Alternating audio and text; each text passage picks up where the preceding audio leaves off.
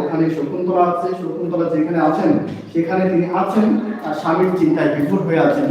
যখন স্বামীর চিন্তায় বিভোর হয়ে আছেন তখন কিন্তু তার আশ্রমে ঋষি আছে। ইনি কোন ঋষি? ইনি ঋষি দুর্বাসা। ইনি ঋষি দুর্বাসা। এই দুর্বাসা আমরা জানি খুব রাখি একজন ঋষি। দুর্বাসা যখন তার আশ্রমে এলেন, তার কাছে তার গৃহে আসলেন, তখন শকুন্তলা তার স্বামীর চিন্তায় এতটাই মগ্ন, ঋষি দুর্বাসাকে যে একটু আপ্যায়ন করবেন, একটু সেবা করবেন, তিনি না সেটা ভুলে গেছেন। তো অতিথি আসলে আপ্যায়ন করা দরকার, সেবা যখন না দরকার। আর শকুন্তলা তো খুব ভালো, তার তো এটা উচিত ছিল। তো দুঃখের বিষয়ে শকুন্তলা স্বামীর চিন্তায় এতটাই মগ্ন, ঋষি দুর্বাসার অতিথি আপ্যায়ন সেবা যখন নিতে পারেন। ঋষি এবার না রেগে গেছে। ঋষি এবার রেগে গেছে, এতটাই রেগে গেছেন, তাকে অভিশাপ দেবে। কাকে?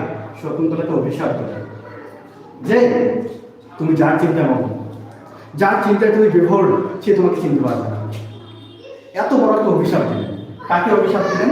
শকুন্তলাকে ঋষি দুর্বাসা অভিশাপ দিলেন, যার চিন্তায় তুমি মগ্ন সে তোমাকে চিনবে না, অর্থাৎ